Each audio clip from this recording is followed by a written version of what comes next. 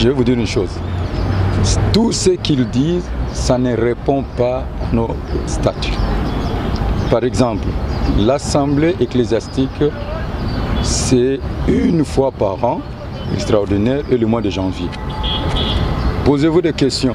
C'est au mois d'avril que j'ai été élu. Entre avril ou mai, je vais voir. Au mois de juillet, c'est là où j'ai été investi. Vers fin juillet, il y avait la remise reprise. Et comme j'étais le président du Conseil des sages, je devais à tout prix me décharger de cette charge en commençant par élire un autre président du Conseil des sages et son bureau. Et cela a été fait au mois de janvier. C'est le premier acte que j'ai posé. Après cet acte, j'ai trouvé la caisse de l'église vide. Je n'ai même pas trouvé un compte pendant les 21 ans de mon prédécesseur. Et qu'est-ce que je pouvais faire? On a fait ce qu'on appelle l'état de lieu, les états généraux.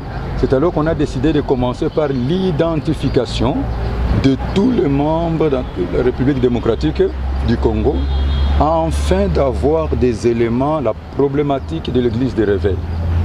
Alors, pendant qu'on était en train de faire cet exercice, je vous dis, j'ai réunissé dans une réunion ad hoc l'exécutif et le conseil des sages pour prendre tous les documents que mon prédécesseur avait laissés. Parmi ces documents, il y a eu des concessions, il y a eu des protocoles d'accord, il y a eu des modifications des statuts. On parle de modification des statuts. C'est le travail qu'on est en train de faire des réformes et celui qui a proposé ces temps, c'est le révérend Jean Bosco. On est en train d'adopter des choses qu'on devait présenter au Congrès. Bon, maintenant, arrivé au mois de janvier, toujours au mois de janvier, entre janvier et mars, le président du conseil des sages est tombé malade, il est mort. Et c'est le 16 mars, j'ai établi, on a élu un autre président, et il y aurait seulement le vice-président. Et il y a eu ce confinement pendant 5 mois. Je devais faire quoi? Avec que l'argent, parce qu'il n'y a pas l'argent dans la caisse. Il n'arrive même pas. Vous savez, je suis surpris de voir ces pasteurs-là qui passent dans toutes les chaînes de déposer. Il y a la main noire. Parce que quand nous sommes dans des réunions de prière, ils sont même incapables de se payer leur propre transport. C'est moi je paye les transports. Maintenant, ils ont eu l'argent pour passer dans toutes les chaînes où? Vous êtes des professionnels, il faut comprendre. Donc, maintenant, qu'est-ce que moi je pouvais faire 5 mois de confinement? Je devais faire ça comment? Et je vous apprends une chose. Depuis que j'ai pris le pouvoir, je n'ai changé personne. Je n'ai changé personne. C'est la continuité des personnes que mon prédécesseur a laissées. Je n'ai changé personne sauf 2 coordonnateurs de province ecclésiastique, celui de Katanga et de Congo central. Et puis j'ai nommé le responsable de la jeunesse pour la ville de Kinshasa. Donc voilà un peu ce qui se passe. Je vais y arriver.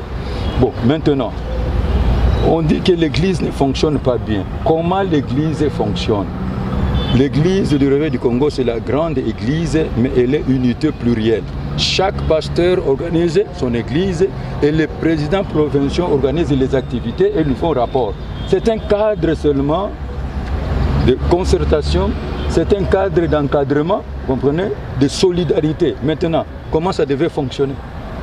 Parce que maintenant, tout le monde fonctionne très bien. Tout le monde fonctionne très bien. D'ailleurs, au moment où je vous parle, nous avons 11 provinces. Hein? Toutes les provinces sont derrière moi, excepté une partie de Kinshasa. Et des personnes que vous avez vues là, devant la télévision, est-ce que vous avez vu des personnalités hein? Que vous connaissez, des serviteurs de Dieu, de personnalités, les signateurs de statuts? C'est ce que je vous dis, que c'est un coup de théâtre, mais leur joie est pour peu de temps. Je le remets entre les dispositions du conseil des sages. C'est le conseil des sages qui va statuer les cas de chaque personne hein, et il va me remettre le dossier, je prendrai la décision. La communion fraternelle est sacrée. Si réellement il y avait un problème, pourquoi ils ne sont pas venus me voir? Parce que tous ces gens me voient comme il le fait. Donc, c'est pour cela que j'ai dit, je vais vous dire ma dernière décision parce que je vais entrer en retraite. En sortant de la retraite, je vais vous dire si je vais continuer avec eux ou pas. Deuxième chose de vous dire, ce qui leur font peur, c'est parce que j'ai décidé de réconcilier tout le monde. J'ai décidé de réconcilier tout le monde et il y a l'approche avec les amis du Haut Conseil de l'Église de Réveil. Et maintenant, ils ne sont pas d'accord avec toi, avec moi plutôt. Mais si moi je veux leur faire le coup, hein, je prends seulement l'armée de l'Éternel, mon Église, je vais au Conseil de l'Église. Pourquoi tous ceux qui étaient avec nous sont sortis? Regardez maintenant la composition de ceux qui sont là. Regardez si vous verrez vraiment les colonnes. Pourquoi ils sont partis? Moi, je peux le faire ce coup. Je fais ce coup, je vais au conseil, ils vont rester vides. Merci. Voilà la réalité. Pasteur, les gens de Manga. De la présidence qui lui a dit que moi, j'aurais reçu beaucoup d'argent. Et je vous dis, vérifiez tout cela. Ça, c'est de l'intoxication. Ça, c'est de l'intoxication. Je les cite.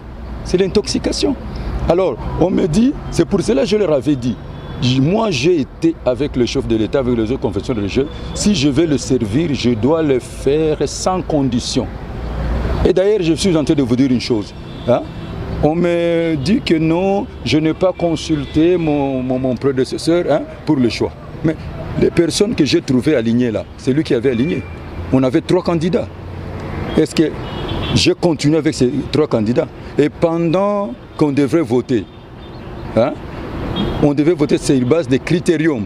C'est-à-dire, vous êtes là, honorabilité, vous êtes en train de remplir. Il fallait que je prenne mon téléphone, je commence à lui poser. Et lui, dans tous les exercices qu'il a fait, moi je suis le président du Conseil des sages, vote juste de tout le monde. Est-ce qu'il m'avait consulté? Je vous dis qu'il a fait 21 ans. Il a commis des fautes graves que je peux dire ici statutaires. Mais je l'ai protégé parce que le chef est sacré jusqu'à sa sortie. Et pourquoi lui n'a pas fait de la même chose si réellement j'ai commis des fautes?